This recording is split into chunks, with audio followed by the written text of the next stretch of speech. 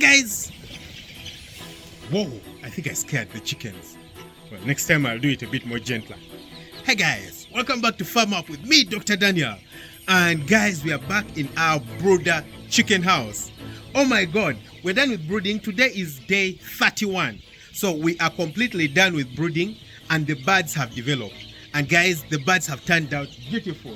We are making very steady progress. Take a look inside the chicken house, guys. Yeah, so the birds are currently occupying the entire house, as you can see, from that side all the way to the end this side.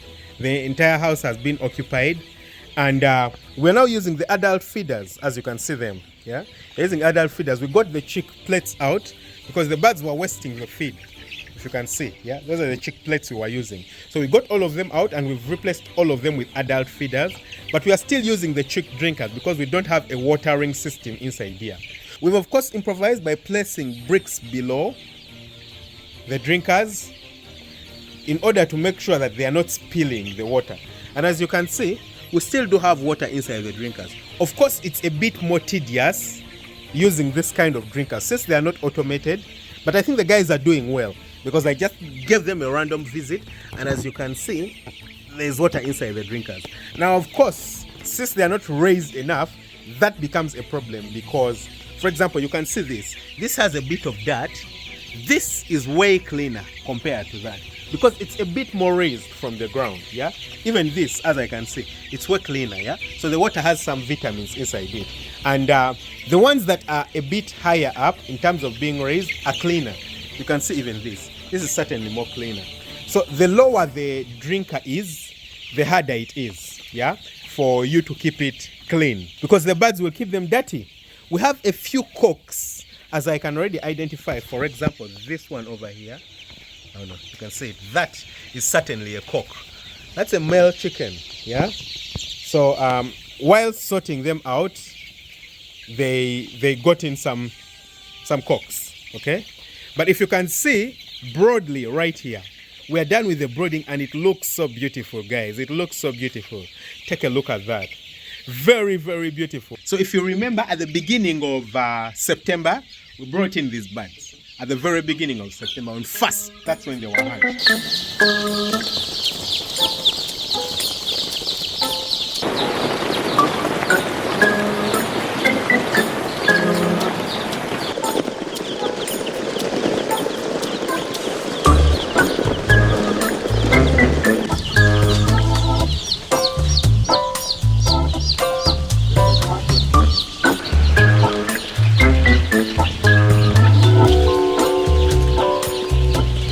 So they have grown up quite well. They are done with brooding.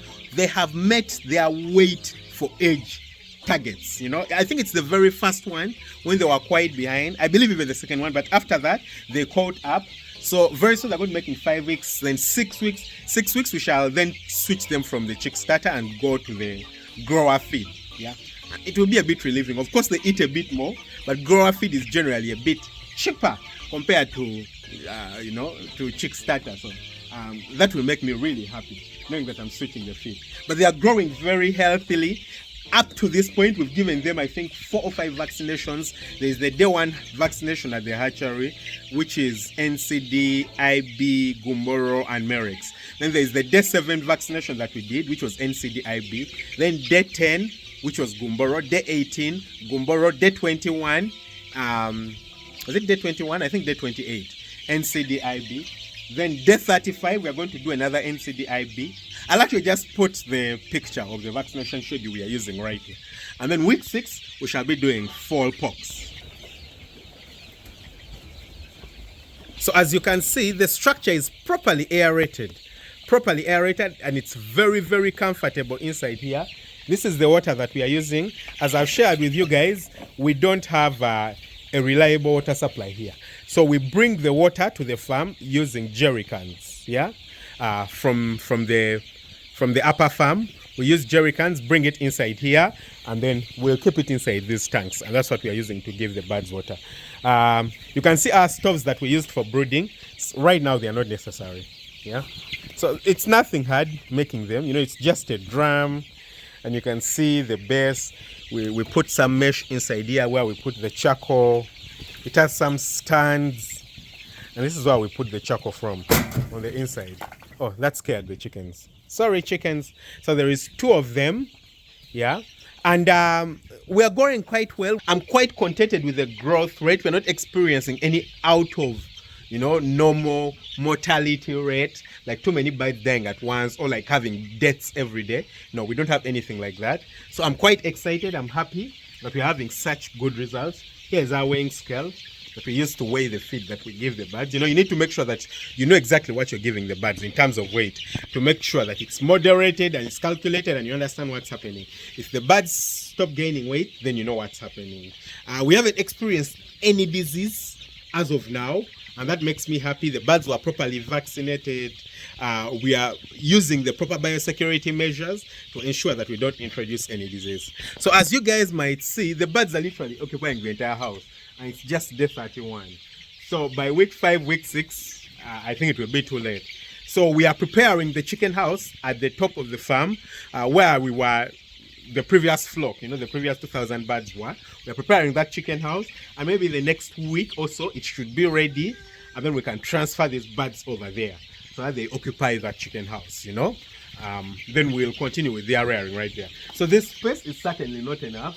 Right now it's becoming too small, and once the birds start becoming too compacted in such a small space, they start developing vices. The competition for food becomes too much, number one, but they also start getting poultry vices. They'll start pecking each other, they'll start eating each other, they start eating each other's gut, vent pecking and things like that, which you really don't want on a poultry house.